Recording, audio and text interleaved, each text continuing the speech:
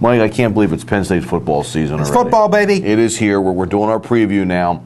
We're going to break this into 3 segments: offense, defense, and then we're going to talk schedules, predictions, and just the coverage that the Sunday News is going to be doing this year.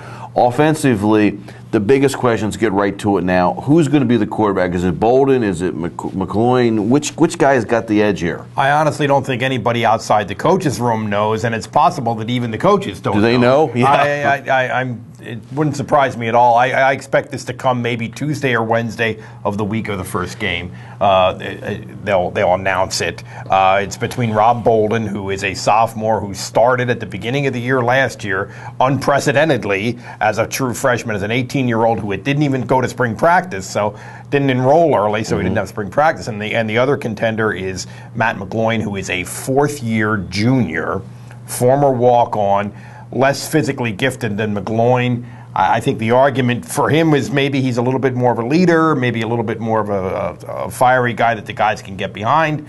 I hope that Bolden wins the job. I think that's big picture the better scenario. I got nothing against McGloin except for his performance in the Outback Bowl last year, which was horrendous. But I just think big picture it's better for Bolden to win the job. But I have no idea who's going to. 2 things here. One, I think that they can combine these 2 guys, they'd have the ultimate quarterback. You know what I mean? Yeah. I think Bolden's got the more athletic skills. I think McCloin is the better leader.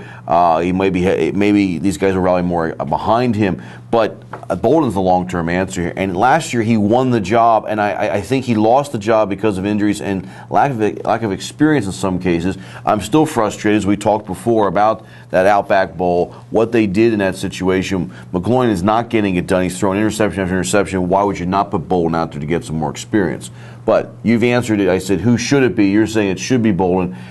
I think with a young quarterback, one of the things that would really help him is an experienced veteran group of receivers, and Penn State seems to have that this year, don't they? Yeah, I think in terms of skill position, I think Derek Moy is going to be an all Big Ten type kid, and a really key figure. He's a wide receiver. A really key figure, I think, is Curtis Drake. Hurt last year, correct? Broke the same leg at pretty much the same spot 2 years in a row. Ooh. And they since discovered, the doctors believe that he's got some kind of a calcium issue, which is hereditary. It runs in his family. So it's been a long process of coping with that. I think he's going to miss the first game. But he is a guy who Lancaster Catholic fans may remember him. He played for West Catholic, which played Lancaster Catholic in the state playoffs. He was an option quarterback in high school. Oh, wow. But he is really a good athlete.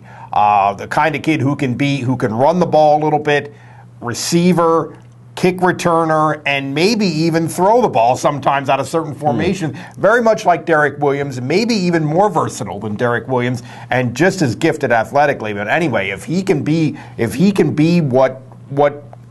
that Derek Williams role, that's a big help for Penn State. Okay, a couple other big helps. The offensive line is getting to where they are every 4 to 5 years, where they've got those veterans in there. They had one guy, Wisniewski, who went to the pros last year, first round, but these guys are back. This should be a veteran group in front of whichever quarterback, whichever receivers. We'll talk running backs in a second. Pretty good line, right? The last time they had a really good offensive line was when they had A.Q. Shipley and that bunch. Wisniewski was part of that, maybe 3 years ago.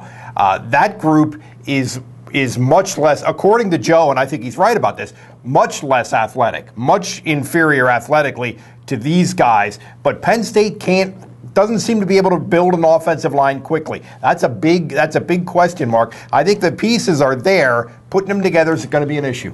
Backfield, Silas Redd. Silas Redd, I think, is going to be a feature guy. I like Stephon Green, but he's what's going on with him? He's apparently kicked off the team. Unbelievable. I'm trying to find out. I tried to call the high school coach. I'm going to try to call him. I'm going to try to get a story together about this because I'm not sure exactly what the deal is. Joe's always vague about it, but he's not there. But I think that's okay because I think Silas Redd is going to be good. And then the backup there is a kid named Brandon Beecham who has been hurt at times too, but a very solid football player, good blocker and receiver, etc. etc. I like red. It reminds me a little bit of a Curtis Enos out there. But what they had with a red and with a green is that sort of thunderbolt in the red and the speed factor. And you had thunder and lightning. I'm trying to say. There you go. But Beachy seems to be very similar to a red. Am I wrong about this, or do they have some different guys? No. I think Beecham is a bigger, more solid guy who is more of a multi-purpose back. I think Red is a small, elusive, super quick guy who's going to be able to make big plays.